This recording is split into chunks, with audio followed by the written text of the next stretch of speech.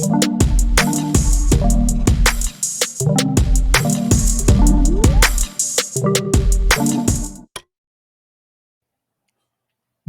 up, you guys? It is episode 284 of Top Rope Nation. I'm Ryan Drosty here with Justin Joint. No Kyle Ross this week. He'll be back next week, but he was on our last broadcast. So if you're missing Kyle, make sure you check it out in the archives. Shout out to Liam O'Rourke, good friend of the pod, for joining Kyle last week on the show. But this week, Mr. Joint, is just us. We're talking about what I think has been a pretty wild week in the world of pro wrestling. How you doing?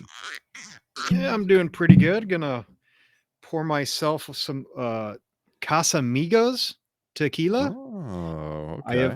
I've been listening to the Dax Harwood podcast lately, and he starts off a bunch of the shows trying different tequila. Apparently, he's a big tequila guy, and just the way he talks about it, I think I'm going to be on a little bit of a tequila kick for a while because he sure makes it sound good. So I'm going to pour a little tequila. Have you picked up any of the Terramana yet? I have. When it first came out, I got a bottle. Yeah. So he's got, like 3 different flavors now. There's one that's aged in whiskey barrels. That one is really good. You would probably like that one just on the rocks. But I think the only one I had was the Blanco. Mm-hmm. Yeah, that one's not bad. But yeah, I got to try some of the other ones. Yeah. So worth checking out. I got the good old fashioned Midwest IPA Two Hearted here from Bell's up in Michigan. Solid beer. Go wrong. Could never go wrong with that, guys. Yeah. So how excited are you about all the trades that the Bulls made today? God damn it. Don't even. This freaking big market team, the team, Justin, that Michael Jordan played for. They run it like it is some mid-market, small market team. I mean, they have no interest in winning whatsoever. Jerry Reinsdorf needs to sell the Chicago Bulls. It seems like they just don't have any direction. I don't get it. It's so weird. You're a Celtics fan, so I mean, I'll give you props. But like outside of the Lakers and the Celtics, there's no team in the NBA that, other than the Bulls, there's no team higher that like should be in the conversation all the time. I mean, like the Lakers and Celtics, yes, but then the Bulls should be right there. They should always be making moves and like in contention. And it's so frustrating. Yes, I know I was spoiled in the 90s, but look, it was a quarter of a century ago now. I'd like to have something to root for. And outside of Derrick Rose, there hasn't been much in the For our own personal safety, we should also throw out the Knicks too as being a relevant team that should be up there, Yeah, Frank, I'm sure Frank's listening. Big market, so playing Madison Square Garden, sure. Hasn't had a lot of success in a long time. I mean, even my Bears have won a championship closer to now than the Knicks. Sorry, Frank.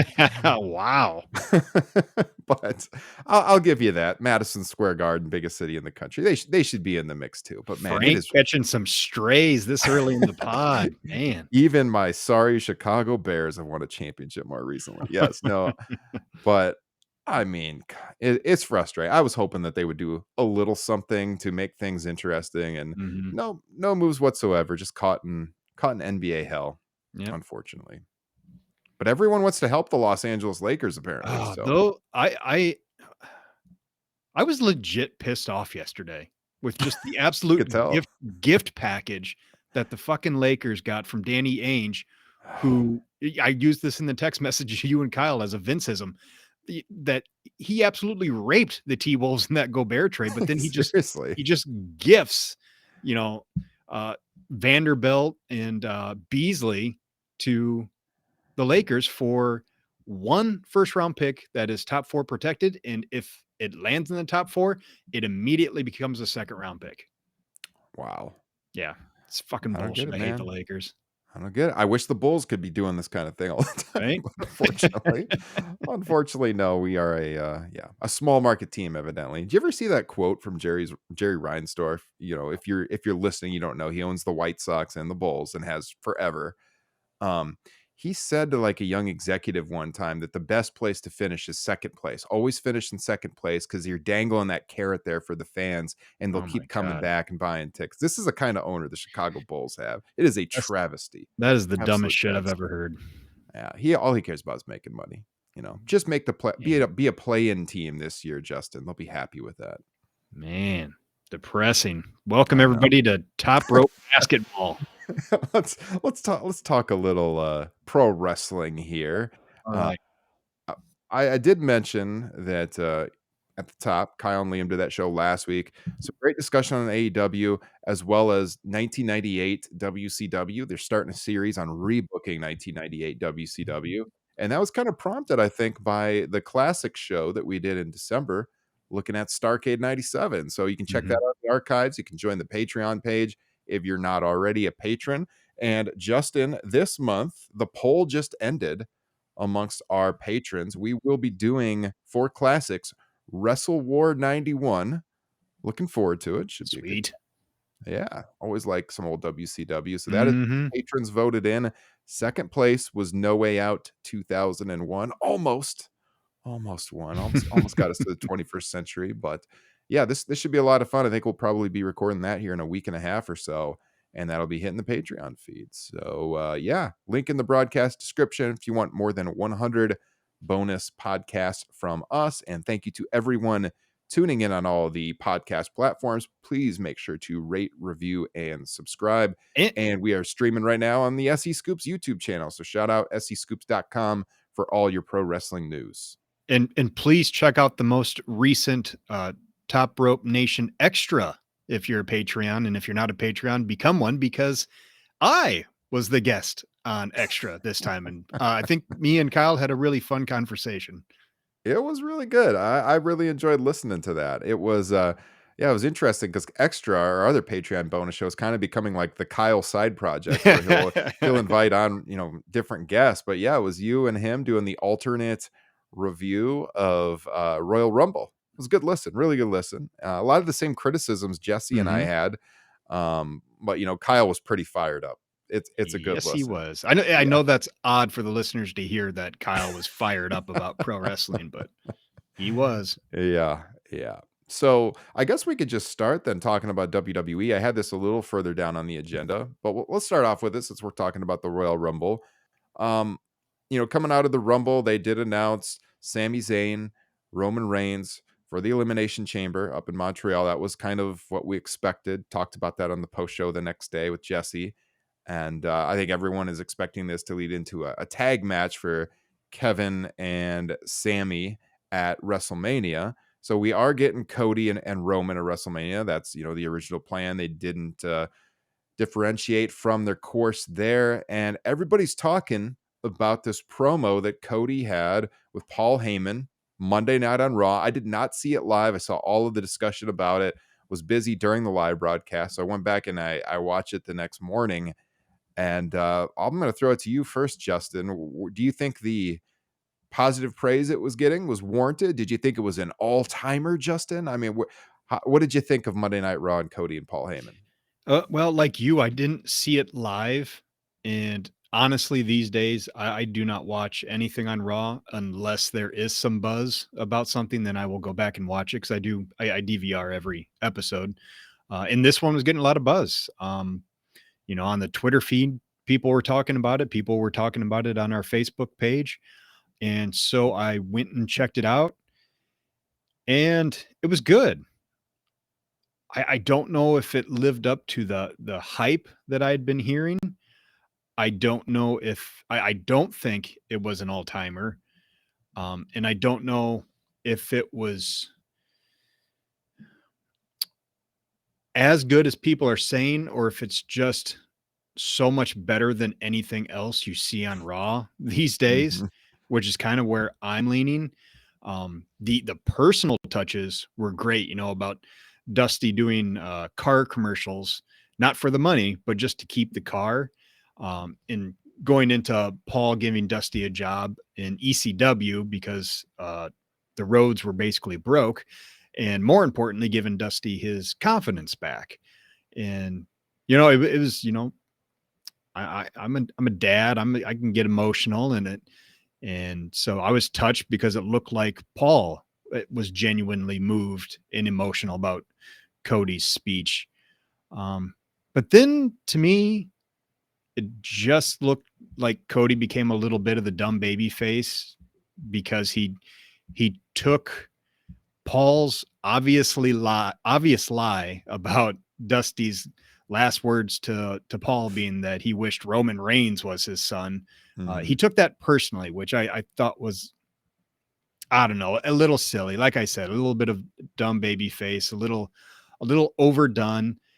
And that could just be because of my own personal feelings about Cody Rhodes right now, where I don't know if I'm as high on him as everybody else.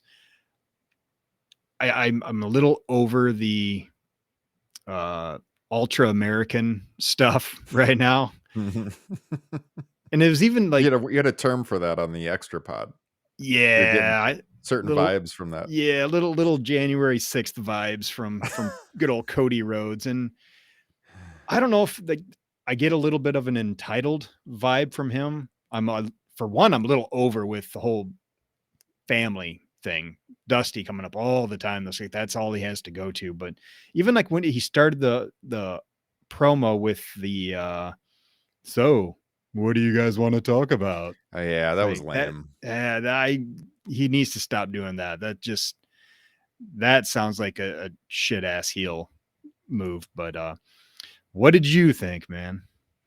Well, I agree with you on that criticism of the what do you want to talk about? It's like, Ugh. okay, the first promo you did when you came from AEW, yeah. Okay, it Yeah, was that was funny. great. But like to do that every time, no. That ain't gonna work. Or do it a lot of the time. No, I didn't like that either. And it was just more so than anything, it was his delivery of the line, which was just obnoxious to me. Yeah, I agree. I do think it's like the presentation, it's what the American Nightmare's been since he crafted this gimmick. It is a little over the top patriotism for me, bordering on nationalism. It's just like yeah, I think you mentioned like with his father and bringing up Dusty a lot. If he does win the title at Mania, it's going to be interesting if he can sustain the momentum past then, because it is a good story that he's main eventing WrestleMania when no one in his family has done it. He's trying to win the title. His dad never won. But once he does that, then what? Can he sustain momentum as the champion? Can he be a long-term champion? I'm not quite sold on that. I think the story of getting there is engaging. I'm looking forward to the match, and we'll get into the discussions as we get closer to Mania on if he should win as the build goes on. I think we have been calling for Cody to be the one to beat Roman for like almost a year. Yeah. So, that has been our point of view.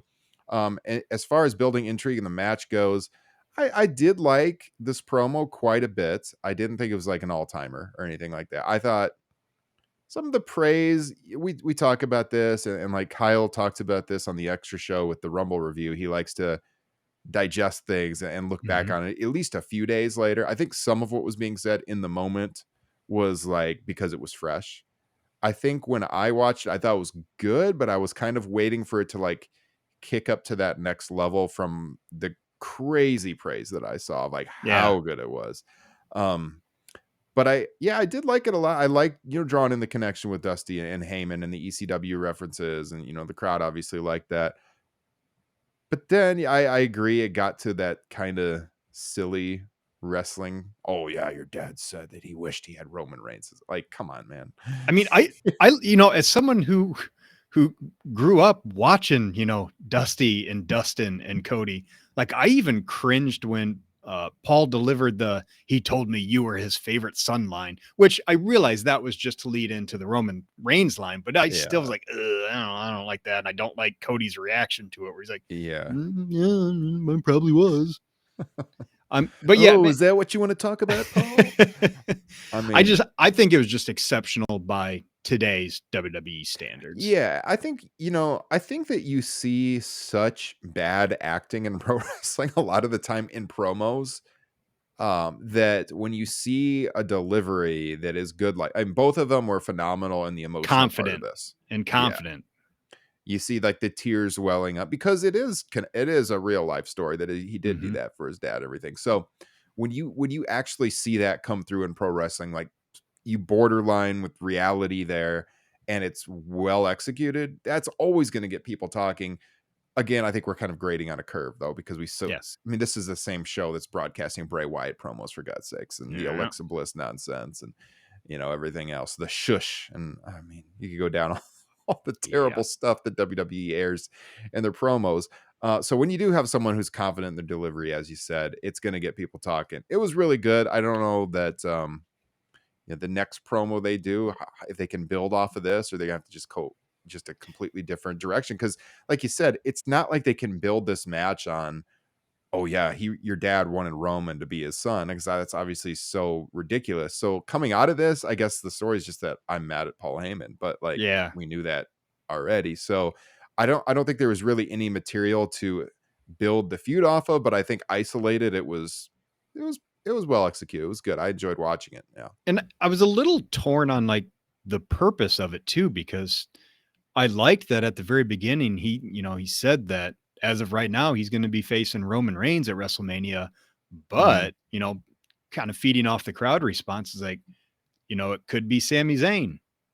But, That was kind by of the, weird, but at the end, then he was saying, I am facing Roman at WrestleMania. So yeah, he that's what I was going to say. shifted By it. the end, it basically cemented the fact that it will be Roman versus Cody at WrestleMania, which is what we all expect. Yeah. But still, it kind of took away a little bit of the intrigue of could Sammy actually do it at Elimination Chamber, which is a possibility I brought up on the extra with Kyle Ross, fully expecting to be shot down by him. And I would assume you also.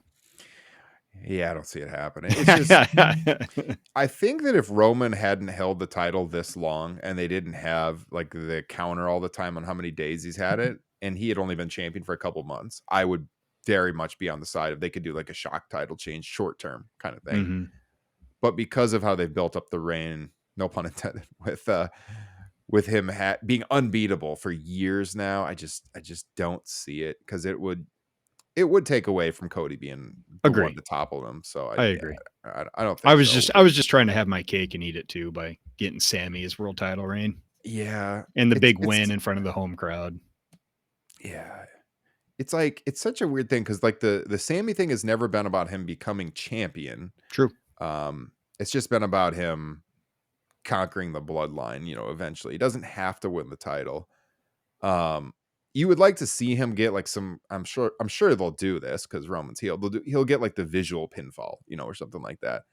Uh, but all the comparisons with Sammy and Bryan in 2014, I just don't think it's the same, because with Bryan it was always about being the champion, and that's not the same story here. So yeah. Well, not only that, but also like looking outside of just the story, uh, our alternative main event at WrestleMania is much better here when we're looking at Reigns and Cody. Whereas we were staring down the barrel of Randy Orton and Batista, a Right. matchup that nobody fucking wanted to see it in that moment or at that time. And I think Mhm. that's the major difference between what we have going here with Daniel Bryan and Sami Zayn. Yeah, agree. And yeah, unique situation for WWE. We've talked about for years and years and years how this promotion has struggled to build baby faces, and all their stars have been heels or tweeners, and they legit have two over baby faces who are almost universally cheered right now. It will be interesting to see if Cody sustains that or the fans turn on him like they did in AEW. Mm-hmm. So um we shall see. I have a feeling eventually, and I don't think it's going to take a real long time. I think the fans are going to turn. What do you think? Boy, I'm not sure, man. I guess I hadn't really contemplated that possibility all that much. I do think it's going to happen. I mean, just I like Cody Rhodes, don't get me wrong, but something about, I don't know if it's the sometimes he can come across like too polished. Not really fake, but sometimes almost like a inauthenticity about him. I don't know. Mm-hmm. I feel like the fans can feel that, and that's what happened in AEW. And I think with him coming over to WWE, obviously there was that excitement initially, and there's still that excitement. He's kind of still has that initial excitement with him because he was out for so long. He wasn't around. Yeah. It was around like what, 2 months, got injured. Now he's just come back again, so he really hasn't been around that long. But I think with sustained exposure, for a lot of the reasons that you even brought up early about why you're getting tired of already the shtick, Yeah. I think there will be a decent portion of the audience that will kind of turn on him, depending on who he feuds with, because he wins the title and he's not feuding with Roman. I don't know. I don't know what's going to happen, You know, depending on who they put him in there with. he gives me those always working vibes, but in the bad way, like Hogan gives me the always working vibes. I It saw that with did you watch any of the press scrum that he did after the Rumble? uh-uh. Someone had a tweet where they were like, Cody comes off like so friendly and so polished with these reporters, and you just have that feeling of like he's going to the back and he's making fun of them, but God, you love him in the moment. Yeah. Yeah, I have liked him for a long time. I want to like him. Yeah. Um, I'm just worried about 15 years from now when he's taken over for Glenn Jacobs as No. mayor with some bad Oh ideologies. man. Oh God. I hope not. Um I bought one of his shirts one time, an AEW that he did for like a fundraiser for like one of the floods or hurricanes or something off of Pro Wrestling Tees. And really all it is like his American Nightmare logo on the front. And when I got it, I was like, you know what? I almost feel like this logo could be misinterpreted for the types of people Yep. you mentioned a little bit ago. And I've never worn the shirt for that reason. Yep. It's like, I don't want people thinking I'm storming the Capitol. So it's sitting there in my closet. It was like the money was for a good cause, so I bought it. But when I got it, I was like, maybe should have thought a little harder on this Yeah. one. And just for the record, I know I'm being a little hard on him. I mean, shit, he was the guy that, Amanda Huber called him and Big E to, break the news to Brody's son that, his dad had passed. So, Mm-hmm. um, it, there's some good qualities there. I'm sure he's a good person, but Yeah. I'm just not sure how I feel about his on-screen character right now. Same. I like the guy personally, and I like the story they're telling. But I can see where those criticisms come in, and I can see why like the AEW audience turned on him, Mm-hmm. and I could see why it could happen in WWE. And I hope if it happens in WWE, he does go heel, which we Yeah. didn't see in AEW. Mm-hmm. So he's good. He's good. He has charisma. He has the delivery down. I think he can thrive as a babyface or a heel. So we'll see. Any other thoughts on Raw, or should we flip it over to No. AEW? I know you watched all 3 hours, including the commercials. No fast forwarding. You're Twice. analyzing all the advertising and everything. Watched it twice. Detailed notes. Yeah. All right. All right. So let's talk Dynamite, since that is recent history. I mean, Raw was, God, an entire three nights ago, Justin. Last night's Dynamite really had people talking to. A lot of good stuff on the show. Maybe some would argue too much. I mean, I don't know. Stuff gets, sometimes it tends to get lost because there features so much good stuff on the show. That criticism can sound silly at times, but Well, I mean, but specifically, I think you're referring to like pretty incredible freaking matches that yeah. they're on a roll in that regard. I think a lot of us are still waiting for, the hook, as far as not the wrestler, but like something to really hook us into as far as story goes, like with Mm-hmm. Revolution. But man, I mean, there were absolutely 3 matches on last night's show that, dare I say, humped. I was wondering if that term would be used. I would I Ah, would give I would give 2 of them about 4.5 humps. what does a half hump look like exactly? You might have to like visually do this on the camera sometime. What is a half hump? um, oh, that could go a lot of But different it directions. just I'm going to seems like change. we're getting all these great matches, and I brought it up in our text thread that, like, I'm watching the show last night, and I used the wrong terminology in our text thread. I said, it's like, boy, am I kind of wishing that there was just like some shittier matches on these shows. Mhm. And that was the wrong terminology. And what I was really looking for was we need some of this stuff to breathe a little bit. Cause Yes. like it just feels like some of this great stuff is being lost in the shuffle a little bit. I mean, already this year we had, we've had what, two pretty incredible Mox and Page matches. The Mark Briscoe and Jay Lethal match was incredible. Uh, Darby and Joe have had two phenomenal matches.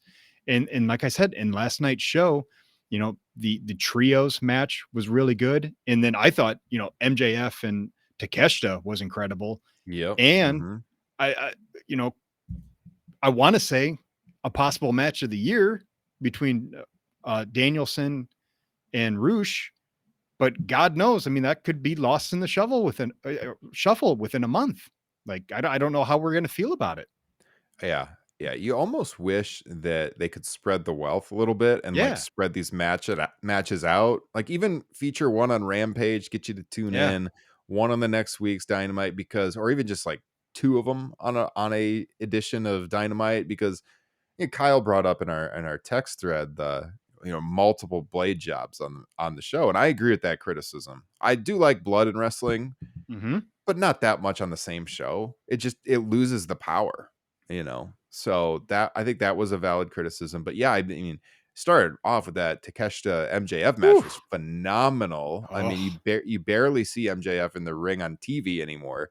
And dude, I mean, like he was out of this world, I thought. Everything like he's doing everything he can to get booed when the crowd wants to cheer him. yeah.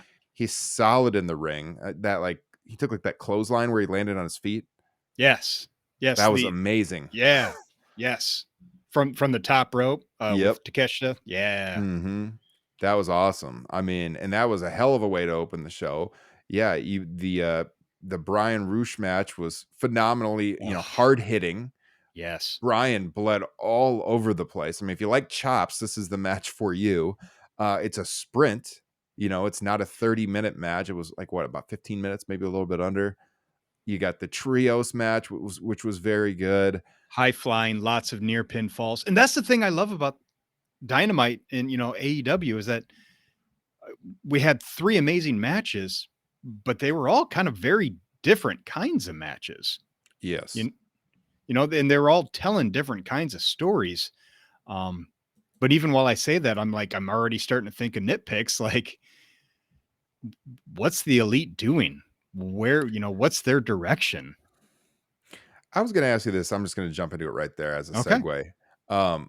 Do you think the trios titles are a problem? Yes. Yeah. Yes. Be- I because think that I think the tag team titles, they should have just had a little bit of fun with it and made it where it was something where it could be defended by two or three, depending on what your group is. Mhm. Because frankly, right now, the tag team titles feel lesser, especially with the current freaking champions. Yeah, we'll talk about They that.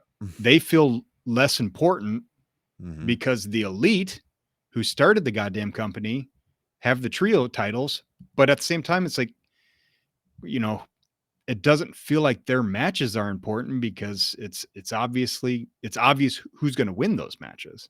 Right. Yeah, this company's had at different times like so much depth in the tag division, but right now it feels so weak. Mm-hmm. You alluded to the new champions, which we'll talk about, but like, yeah, you take the Bucks totally out of the picture. Kenny can't really do anything in the singles area right now, and then it's like whoever they're feuding with in the trios picture is not competing for the tag team titles. So you don't have like Death Triangle, obviously, or the Lucha Bros. You can put the Lucha Bros back into the tag team Mm-hmm. title picture, I suppose, at this point. But they were tied up for weeks and weeks and weeks. And to me, it's just a detriment because you're taking away from what could be such a solid tag team division and you're splitting everybody up and putting them with a third person because you got to have feuds for that other title. It's just overkill to me. I know on paper it sounds like a good idea and they've got it in other companies, but they just do not need that many titles. They don't need to weaken their tag division. in a company that essentially has 2 hours of TV a week. I know they have Rampage, but like nobody pays attention to Rampage. So on your prime show, 2 hours a week, it's too much. It's too much. And I hate that the tag division feels so weak right now. And It, I hate the decision they made too there. More on that yeah. in a little bit. Can I get a little nerdy with you for a second? Oh, of course. Since Kyle's not here, because I know he wouldn't give a shit about this. I hate how vanilla and bland the trios title design is. I mean, it's like I could barely differentiate them from the tag titles. It's just like, Yeah, they do have a similar look, don't they? I gotta look at it up yeah, close again. there's just nothing unique about it. Yeah, they kind of look like the WCW tag belts a little bit. Yes. But yeah, Or the lesser version of the not the sweet WCW TV title with the red highlights on it. The one that had like the network logos on it. The one after that, Okay. it looks like Yeah. the kind of just the generic belt. Yeah. But I think just a mild nitpick. I agree. I think the tag belts are far superior. I think. And even though, I mean, those are fine. Even those, I don't know, for like, that absolutely gorgeous world title behind your right shoulder there. It's like, how inspired that is and how uninspired. I mean, almost every other title outside of the TNT and I'd say TBS designs I both like, but other than that, bleh. Yeah, I agree. Yeah, I mean it's a problem, and everyone wants to see the Bucks and Kenny in important matches, and it just doesn't. It feels like they can have matches like they had this week with Top Flight and AR Fox, but they don't really mean much. I mean, like it doesn't feel like they can have a good feud. They could, I guess, if FTR and CM Punk were there. That'd be nice. That would be a hell of a feud. That would Maybe be nice. it'll happen in the future. Fingers crossed they can work out something. But right now, just does feel like you can have some good matches here and there, but they're kind of just spinning their tires. I don't know. It's to me, it's such a detriment with the tag team division. And they have the Acclaimed, who are still one of the most over acts in the company. But has their tag title run been a little lackluster? Yeah, I don't think it's their fault. It's because they've weakened the tag division so much. And let's just go into this. The Gunn Club? Tag team champions? I mean, it's fine for a feud. The feud makes sense, obviously, with Billy Gunn. But that doesn't mean these guys should be tag team champions. Like I saw someone on Twitter had this comment and I laughed, and I'd give credit if I know who it was. And you could search the words and probably find it, but they were like, the Gunn Club feels like they should be the USWA tag team champions, not the WWF tag team champions, right? It's clearly like a tier below that. And they have been so careful with who has held these tag titles for the duration of the company, and makes it so shocking that they would move. I don't know what Tony was thinking. Is this feels just a premature? Short, I mean, a short shock thing and they move it back to Acclaimed? Like, why even do that? Yeah, I don't get it, man. I assume is that they're trying to add a little bit of spice to this feud because they don't have any other challengers lined up or anything else interesting to do in this tag team division. So they're like, fuck, this is about all we can do right now. It doesn't make sense though, like on any level, because the Acclaimed. So if you watch the show and you look at the front row, it's Acclaim shirts everywhere. This team is among the most over acts, singles, trios, tag team in the entire company. They're still getting amazing reactions. They've had the belts now for what, a little over 4 months. Their time hasn't come. You look, the tag history, it's a who's who of some of the best talent in the company. The biggest leap was Keith Lee and Swerve, because you're like, oh, can they be a tag team? But they're two phenomenal workers that have been around a long time, and it worked, and it was great. The Gunn Club they're thriving off the association with an overact because of their dad's involvement. But like, should you be, and this is kind of, I was talking about this with Cody, and where does Cody go once he beats Roman? can he carry the momentum? I know for damn sure the Gun Club cannot carry momentum as tag team champions against anybody but the Acclaimed right now. Yeah. Like, they could not move on to another team right now and have any credibility. The only reason they're in a featured program is because of their dad and that story.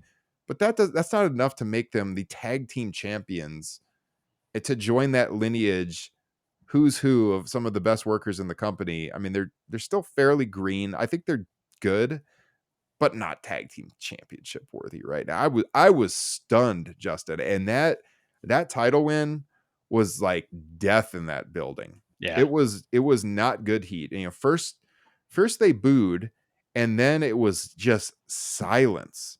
I mean, absolute silence. They played their theme for a little while, and then they cut the theme off, and it was like nothing.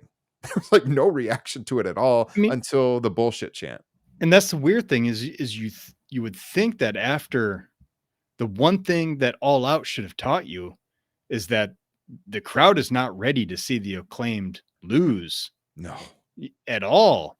And I don't know why you wouldn't want to just keep building them up and up and up and up until the right team comes along Yeah.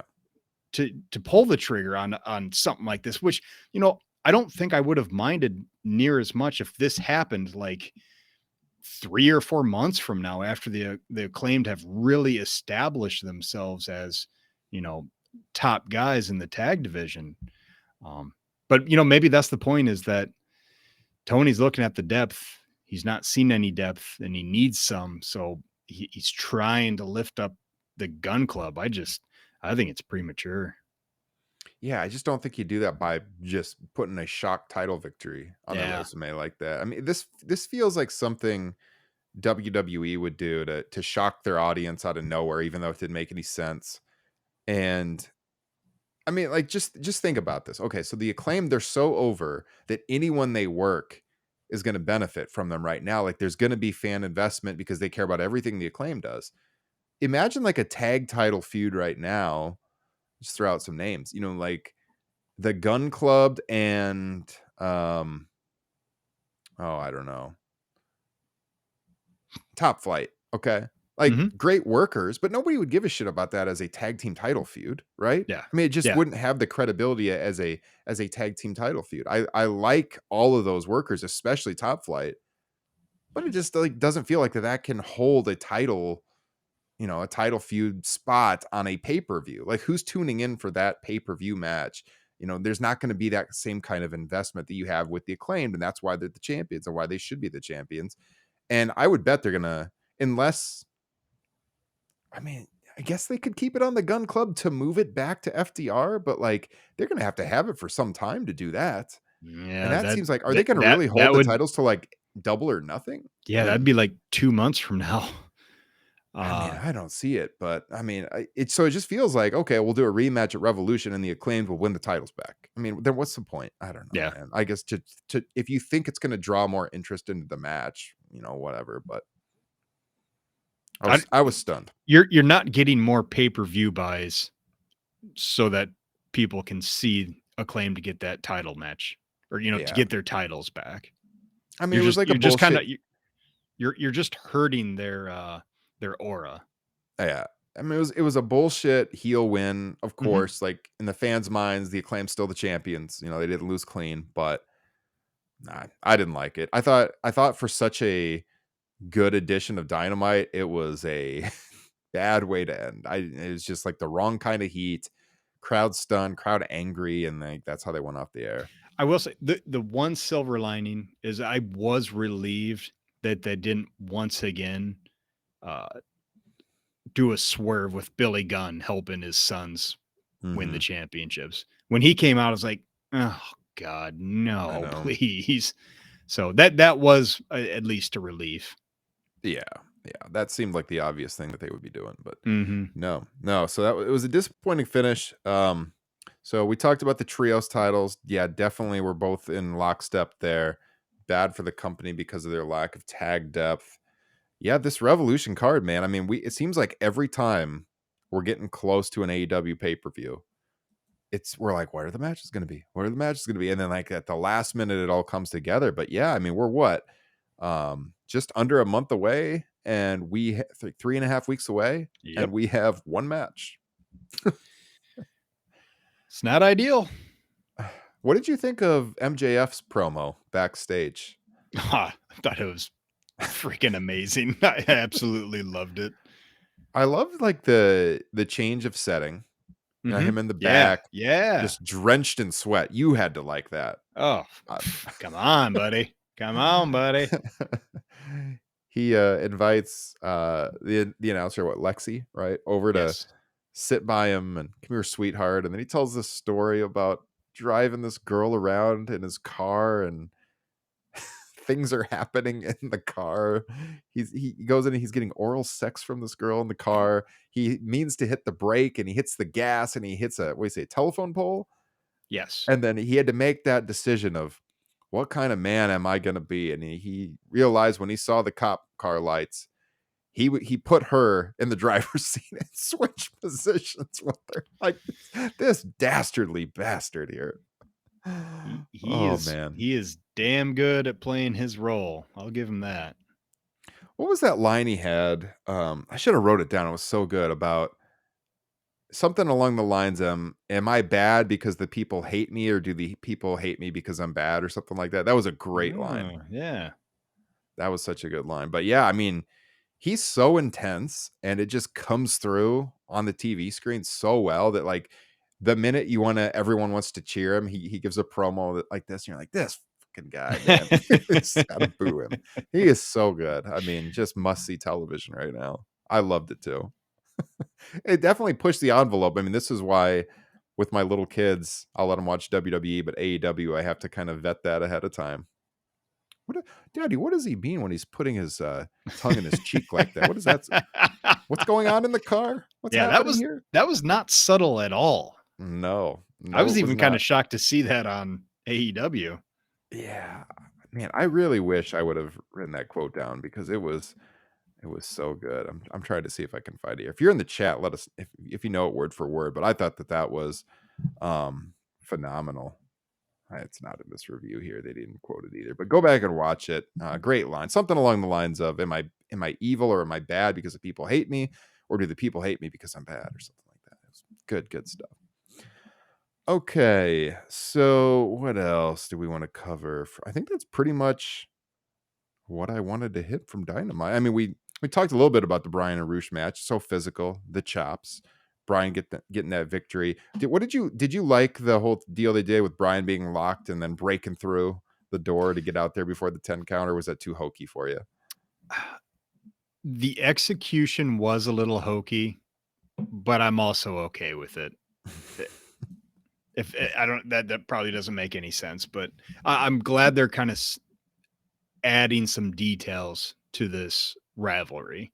The only thing I had a problem with was that, like, so that happened and you hear Rush's music playing, and MJF goes out there to try and get Aubrey to make the count, and all I want is, like, in my kayfabe brain is like, well, they should start Bryan's music, and then when he doesn't come out, that's when you start counting. So that was my only tiny criticism. Yeah.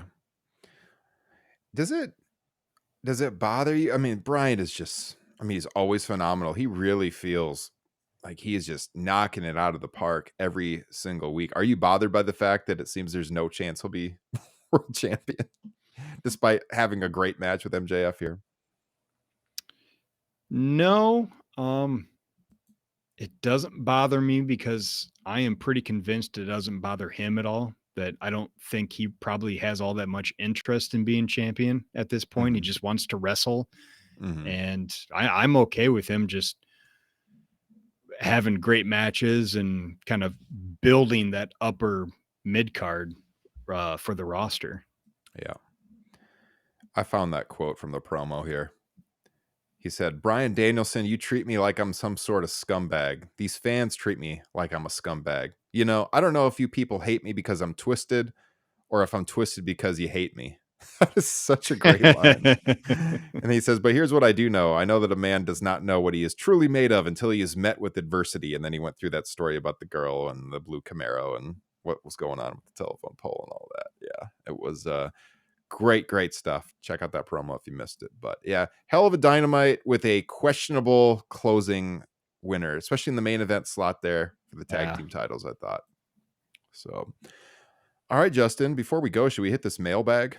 Let's do it. All right, we haven't done this in quite a long time. We used to do it on the show like once a month or so. But we're getting back into the Top Rope Nation mailbag. We got these questions here from our Facebook group today. So if you're not in the Facebook group, there's a link in the broadcast description, or you can search Top Rope Nation Pro Wrestling Discussion over on Facebook.com. Great group of people there talking wrestling every single day. So I put up the post earlier today that Justin and I were going to do a mailbag, and we had a lot of people come through in the comments with possible questions. And we're going to pick a few of them, see how many we can get to tonight. And the ones that we don't get to, maybe we will get to in the near future. You ready, Justin? I'm going to ask you the question first. All right, let's do it. Okay. So this comes from our guy, Niall Clark, who just had a phenomenal series. He just wrote all on his own in the Facebook group on the history of the Royal Rumble.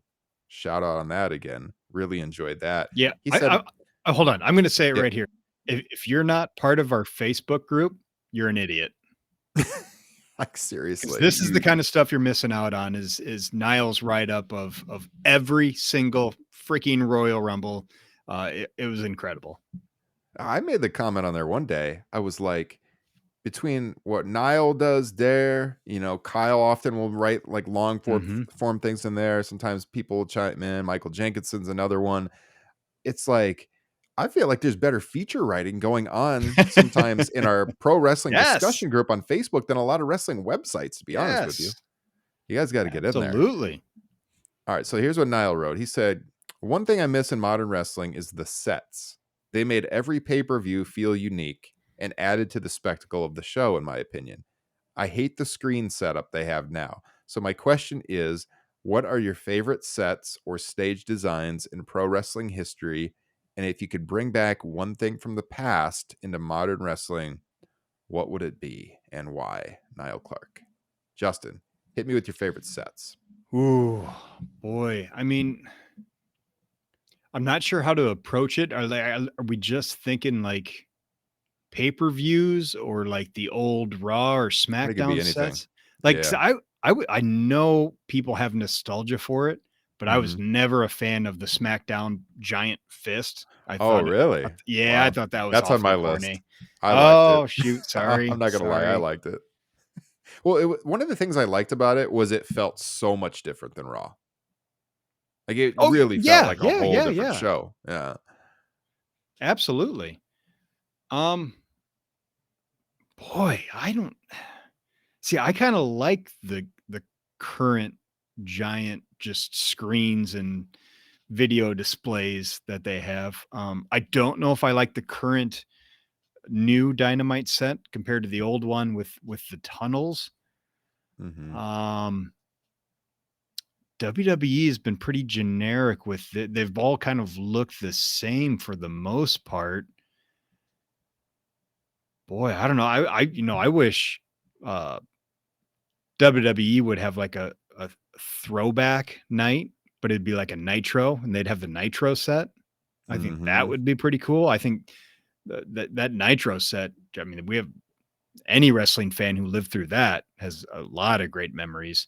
Yeah. Man, I don't have a great answer for this one. How about you? So the SmackDown fifth set was on my list. The original Nitro set, not that Star Trek looking bullshit they had at the end, but the original one with like the steel and the WCW silver on the sides. That set was very cool. It's ironic because I remember when the Raw's War started and they put the big screen up for the first time, and I thought, oh my God, I've never seen a screen that big at a wrestling show. How cool is that? Who knew that like that was the forerunner to every single wrestling stage for the next 25 years? I did like it at the time though. I like the multicolored. I mean, it was small, but the multicolored entrance, like during the new generation, beginning with when Raw first started, I thought that was always pretty great. With the WWF neon with the lights. Yeah. So I'd say the SmackDown fist for sure. I'd say the original Nitro set, like the Halloween Havoc sets were usually pretty cool. Probably some of those. Bash at the Beach once in a while was cool.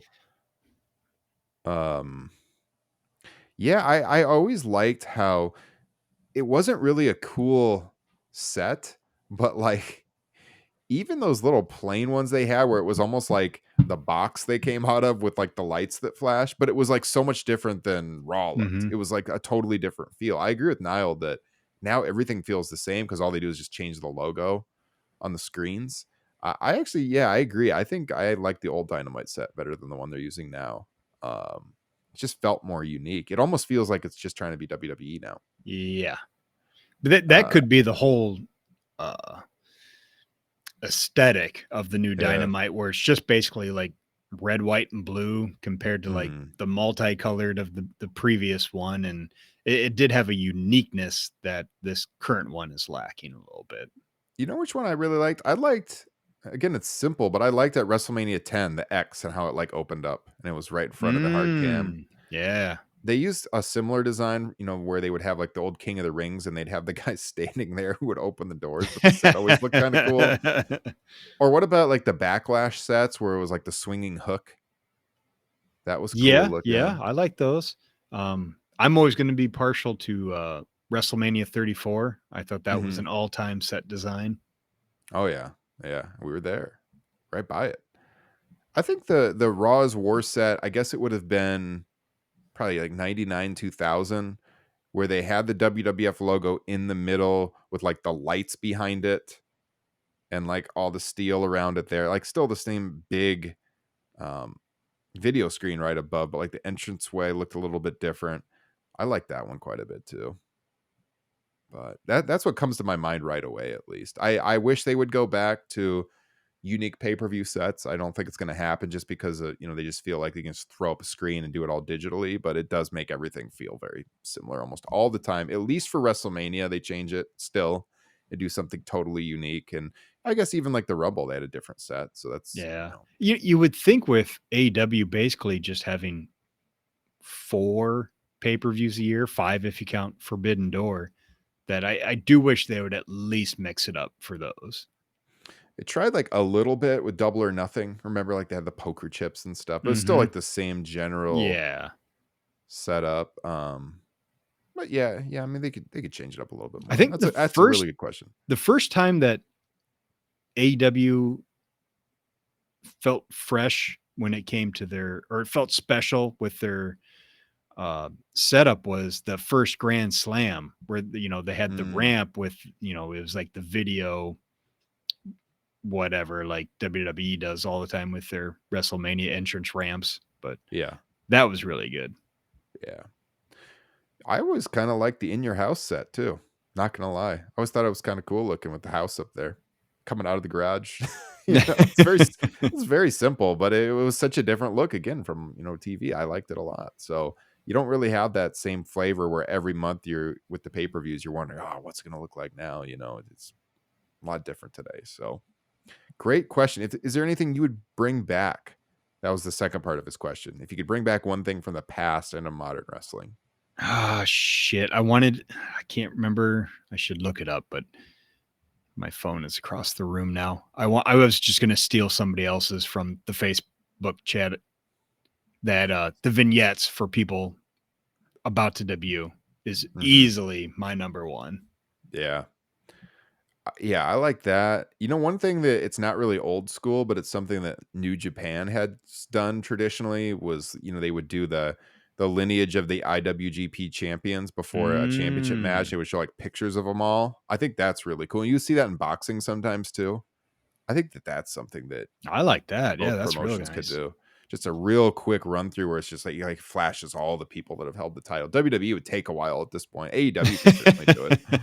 Um, but I like that. I always like the nods to history. Yeah, I like the backstage promos right before a match. That was mentioned in the group. Yeah, I like that as well. So yeah, great question there, Niall. I got one from Curtis here. I know Curtis was watching live. If he's still here, Curtis Brooks, our guy up in Canada.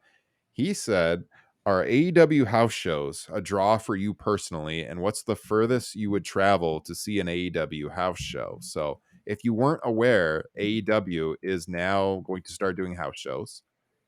Justin, is that a draw for you? And how far would you travel?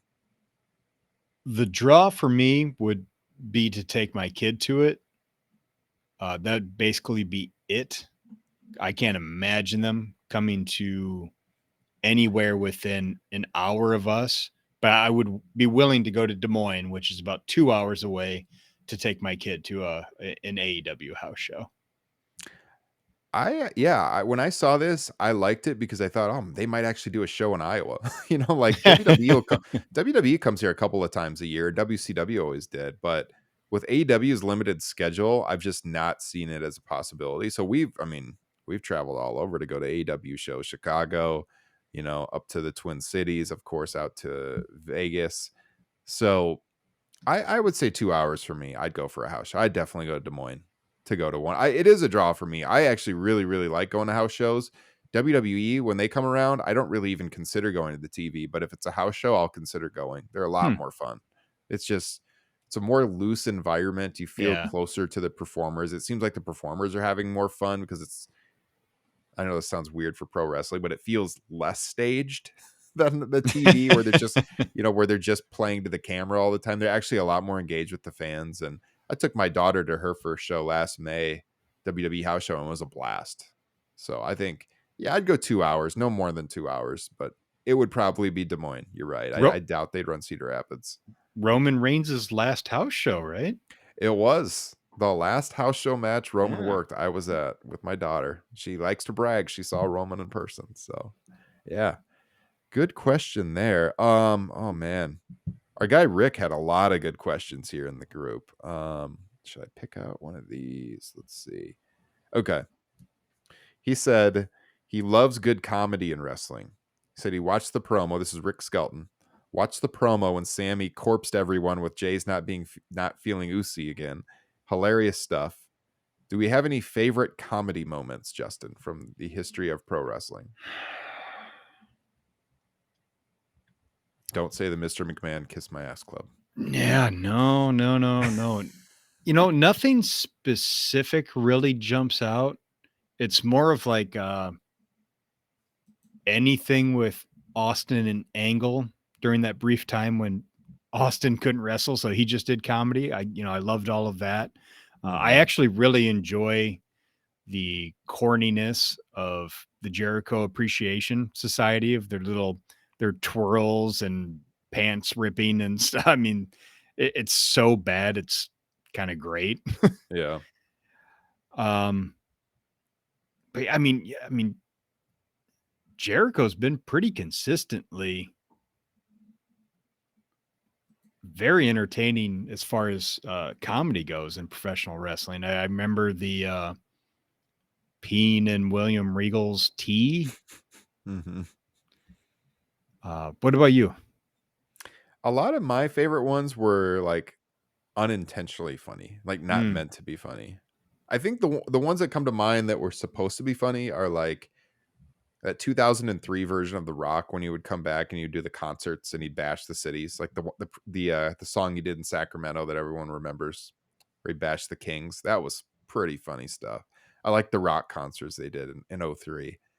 I love I love the Sid Justice interview at WrestleMania 8 where he's screaming at Gene Okerlund about, no, shut up, you short, fat little oaf. Me and my friends watched that so many times. I don't know if my friend Mike is listening right now or not, but me and my friend Mike, all the time in high school, I would pull out that tape. Yes, a VHS tape of WrestleMania 8, and we would watch that and just die laughing. And it's like he was just trying to be intense, but it was hilarious the way he would scream at him. Or like like Gene, the famous blooper with Gene where the SummerSlam logo falls behind him and Rick Rude. That's pretty funny stuff. But yeah, I mean, it's usually like unintentionally funny stuff. Mick Foley was always pretty entertaining as far as the comedic sense goes. I even enjoyed like it's, where they're at in the card plays a big part of it. But like, I was always entertained by Santino. I enjoyed his shtick. Mm-hmm. Edge and Christian, Mm-hmm. early in their run were always pretty funny. You mentioned Angle. Angle was pretty funny all the time. Like the the milk truck thing. I mean, that's Oh classic. yeah. That was Yeah. hilarious. Yeah. So I would love to hear other people's thoughts on this. You guys can hit Same. us up in the Same. Facebook group. You just link to them on YouTube. That would be a great thread. Funniest stuff from wrestling history that you laughed at so much. You want to do any more? Should I pick one more? Let's do one more. All right. Let's see. God, there's good stuff here. Can I? Some of these I would have to like research. I feel like I don't know if I could do them on the spot. Yeah, go ahead, Justin. I remember one that I saw. I can't remember specifically what the question was, but it was. I think it was about guilty pleasure. Yep, that was Stuart. All right, Stuart yeah, Siviter had that. Yeah. let's do that one. Okay, he said Stuart wrote, "Your first guilty pleasure in wrestling as a kid. Who did you like when as a kid you look back and wonder why?" He said, apart from Nails, obviously, who he loved. Because Stuart is like the biggest Nails fan you will ever meet. It's amazing. It's an amazing bit he's got going. It's not even a bit. He likes Nails, Yeah, It's good stuff. it's And fucking incredible. he also loved Ludwig Borga. Now that I don't get. I'm a little concerned for you, Stuart. Yeah, so someone you liked as a kid and you wonder why you liked them. Wow. I feel like I should look in this cabinet behind me and look at the Hasbro figures. Like there's got to be someone from that kind of cartoon era where now I wonder why I liked them. I You got someone? I saw this question this morning, and I've been thinking about it all day, and I know there's got to be somebody that I just don't remember, and like some of the names I'm thinking of, I don't think do this question justice, but like I was oddly, a pretty big Tom Zank fan, the Z-Man in WCW. Mm-hmm. Um, I was such a sucker as a kid for anything, oddly enough, talking about, Cody earlier, anything super over the top patriotic, like I love the Patriot, Mm-hmm. or anything kind of like not too over the top, strange, but like kind of gothic or odd. Like I was into Papa Shango as a kid. Yeah. And then like I think honestly, I think my answer as a kid, like if you'd asked me like, what's your guilty pleasure as a wrestling fan? As a kid, I would have said something like Bobby Eaton. It was like Mm-hmm. because he doesn't look like your typical, wrestler that you'd be a big fan of, but Bobby Eaton was somebody I always fucking loved as a kid. And Yeah. Yeah. I would never be able to explain it, but now obviously everybody knows he was just like one of the all-time greats in the ring. Yeah. For newer stuff, I hate to admit it, I was always a big fan of the Vaudevillains. Mm-hmm. I remember that. You really liked it. Did you have one of their t-shirts? No, never got a You t-shirt. thought about it? I Yeah. definitely considered it, but obviously, I was always a bit of a nerd for the Finn Demon stuff. Man, yeah, I know I'm forgetting something out there that I'm gonna remember like a week from now. I'll be kicking myself that I couldn't throw it out there on the pod. But you know what? Once I got past the Hogan is the greatest stage, and I realized, the other part of wrestling, the in-ring art with like Bret Hart, I could never really go back from that.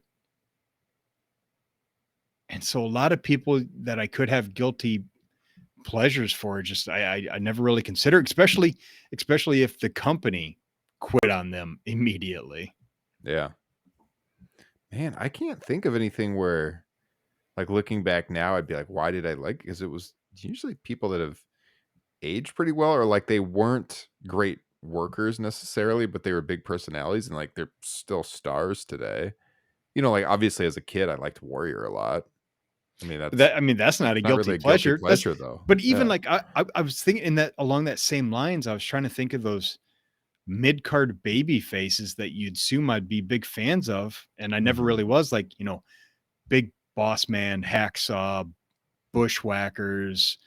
It's like they're fine. They serve their purpose, but I can't say they were ever a guilty pleasure. Yeah, that's a tough question.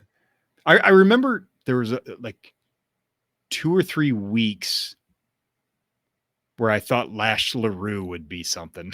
And then the bottom fell out of that. Oh man. I remember some kids I guess I was like junior high or high school at the time that were actually really into Lash LaRue. That's funny you mentioned that now. I thought he was going to be the next Jericho. Yeah. I can still see this guy in my mind in my high school who loved Lash LaRue. I think he even might have like grown out his sideburns to look like his, if I remember right. Oh man, yeah, there was like for a little bit he had like a good fan base for sure. The Headbangers, yeah, you know what? Like That's a good Curtis one. mentioned them. I guess I kind of liked them. We talked about them a little bit. Well, we've talked about them on multiple shows, I guess, because we've done a lot of '97 classics. But I feel like it came up maybe during the one we did on Shotgun Saturday Night. But like they fit that moment of the '90s so well. Mm-hmm. Just the overall feeling of like that grunge headbanger ish kind of period based on like the clothes they wore, but like then also the music, and they're just like so you know perfect image of that period Yeah. in American culture that like it's hard to explain to someone now if they would watch an old show like why did anyone cheer these, because they were definitely over. They were Yeah. absolutely over, and if you watch it now like isolated and you didn't live through 1997, you might be like why would anyone like these geeks, but at the time they totally were pop culture 100%. And so I guess that would for sure qualify. In fact, I have some Headbangers Jax figures in the room across from me that my daughters play with right now. I made a point to pick those up at Toys R Us sometime in '97. I remember, so that definitely qualifies. That's a good nod. I wouldn't even say there was a time, because I'm probably still this way, of being a fan of babyface tag teams that kind of dress the same and have kind of, I wouldn't say outlandish, but yeah, nope, I'm going to say it, outlandish gimmicks. Mhm. Like when I was starting to get back into wrestling around 2010, 2011. Boy, hopefully my time isn't off here, but I remember like being kind of intrigued by the Highlanders. It's like, oh, who Oh are yeah, these? yeah. Who are these hmm guys? hmm Yeah, I think I like the callback to the vaudevillains because I liked them too. I liked the whole black and white theater feel during their entrance. I thought that was Yeah, pretty creative. That would be a guilty pleasure for sure. But no, this is good. I love doing the mailbag. We need to do this more often. It gets us on a lot of different topics. Um, yeah, there's some other ones that I want to get to, but I feel like I need to research this a little better, and in hopes of not having dead air as I try to think about it. But like Huffman had one on the WWE Hall of Fame. I'd have to think about that a little bit. Um, Justin doesn't want to talk WWE Hall of Fame. I mean, who at this point with the Hall of Fame, it's just like, does it even mean shit? Like they put almost I everybody in. I Like couldn't it's I a couldn't even tell you struggle. who was in and who wasn't. Like I I don't know. even know who's out there. I mean, like Laney, I guess. I mean, that's what I'm saying is like, I feel like I would say someone who's already in. Like I have to double Exactly. Yeah. check because they put so many people in who aren't really Hall of Famers. It's like they're scraping the bottom of the barrel. I mean, there's a few people out there they haven't done yet that are big stars that can headline, but like when we went to Mania the last time in 18, we didn't even consider going to the Hall of Fame show, like at all. It was never even talked about. Nobody wanted to go. I went in '06 to see Brett, and that was super cool. But like these days, if I was going to Mania weekend, I would not go to the Hall of Fame. I Total waste of time. I would buy a ticket if they put Vince in and have his accusers induct him. It's like a congressional hearing. They just give free reign to ask him questions while he's up there. Oh my god. I mean, the other thing too, when I went '06, it was so cool was that it still felt like a real event where you had to dress Mhm. up and it was at a theater and it was a small venue. Like now, they're just doing it in these arenas and everyone's just dressed normal in like jeans and t-shirts. It doesn't have the same Well, feel that it it did became early it on. became something where, like, you kinda wanted just to hear what the wrestler had to say, Yeah. and, I mean, frankly, after Undertaker's rambling mess, like, I'm over it. I'm good, Oh man. I god. like it Yeah. frankly, nothing will ever top Razor Ramon, so just as well fucking end it. Yeah. Yeah. I mean, I don't know, man. I'd have to think about it, but I just yeah, it just doesn't really feel like it means anything anymore. So like, and then it's unfortunate that they did some of them, like after the people passed away. Like Savage was always the one that was out there. Why haven't they done Savage yet? And people said that for years while he was still alive. And then of course they put him in after he dies, and you're Vader. deprived of seeing the moment. So yeah, Vader was Vader. another one. Yeah. And there's these people that were no brainers that they just didn't do. So that's unfortunate, but the Is Big Boss Man in the Hall of Fame? I think so. Yeah, I mean, you would assume so. I don't have any recollection of him going in or who would have inducted him or Hmm. Yeah, so like Pillman, someone they could put in. Oh, Um, okay. Obviously people talk about Owen, but his wife's never gonna go for that, and understandably so. We've mentioned, I think, when we talked about the best tag teams, that Demolition's a no-brainer, but because of the lawsuit, they're not gonna put them in. Um, Dynamite Kid, I don't think is in. I mean, obviously they're gonna do The Rock at some point. Um, yeah, I don't know. Just as well do The Rock now. That fucker ain't ever wrestling again. Imagine if they did that. Where like they wanted him so bad for Mania this year, and he doesn't do the match. We're like, all right, I'll do the Hall of Fame. So he comes for that. What a downer. I can give you a couple hours on that night. Oh man, yeah. Hey, I've got one more quick mailbag question for you Okay. from All right. Justin J in the Cedar Valley, Midwest. What do you think FTR are gonna do? Do Ooh. you think they're gonna go grab the money with WWE? Because if you listen to the podcast with Dax, his legacy for their tag team is really important to him. Mm-hmm. Providing for his family is really important for him. And I don't think you can accomplish both things by going with just one company. Um, I think our answer personally for both of us, I would assume would be please, please, for the love of God, resign with AEW. Mm-hmm. But at the same time, does them going to WWE have any interest to you? No, Yeah, not at all. that's where I'm at. I mean, been there, done that, held titles there. If they hadn't held titles there, I could see the draw. Yeah, Cody hasn't been world champion there. I mean, yeah, the money thing. If they offer money to them that is astronomically more than AEW can pay, added in with, the other side hustles they can do, like pro wrestling tees, I won't blame them for going back at all. In the end, it's Yeah. it's about providing for your family. But if it's comparable, I don't think they'll go back. I think they like having the freedom to work all over the place. To do AEW, to do Japan, to go wherever they want. I feel like now I haven't been listening to the podcast yet, but you've told me it's really good, and I got to start Oh, listening to it. yeah. Really Um, good. On the but I on just the feel, real quick on yeah, the I've been listening to the uh, creation of the revival hmm episode, and he takes a big old nice long dump on Road Dog Jesse James, Road Dog, I have and to listen to also this then. Bill DeMott. Seems like a real Oh fucking yeah, asshole. yeah, that's the word. That is definitely the word. I've heard So that from a number of people. So I mean, yeah, I think it's just going to come down to the money, honestly, because I mean, if it's comparable, I don't think we'll go back at all. I can't imagine why they would. Like creatively, they as you mentioned, they care about their legacy. They care about the match quality that they leave behind. The footage they leave behind for young aspiring wrestlers to watch. And I feel like they want to have free reign over that kind of thing, and they won't in WWE. So I think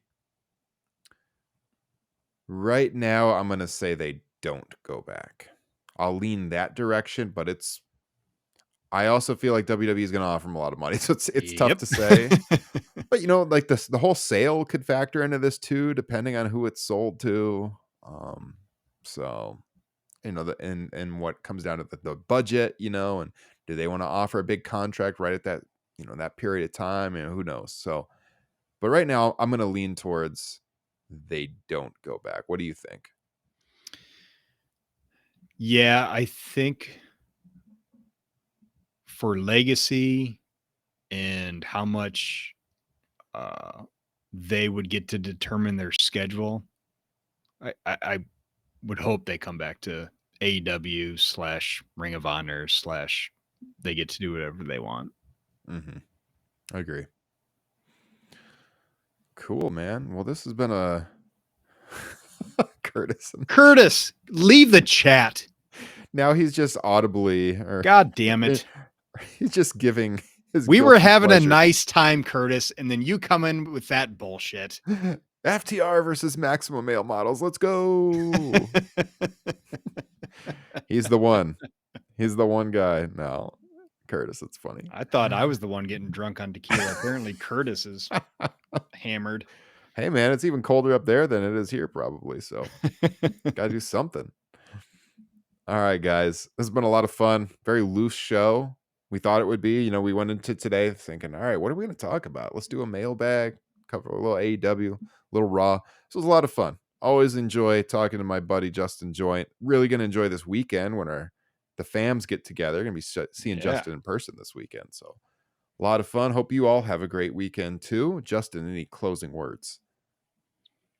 I think Mike Muscala was a good addition for the Celtics. That's all I got. Well, I wish my team would add somebody. Actually, I wish they would subtract some people, because they might as well just start over at this point, because Lonzo Ball's apparently never going to play again. That is so weird. That situation is so weird. I feel so bad for him. Well, I'm pretty optimistic, actually, about the Bears next year, and the Cubs look like they could be pretty decent this year. So I got some other things going for me, but the Bulls have been a massive disappointment. So, oh, yeah. Sell the team, Jerry Reinsdorf. All right, guys. Thanks for hanging with us. Appreciate your support.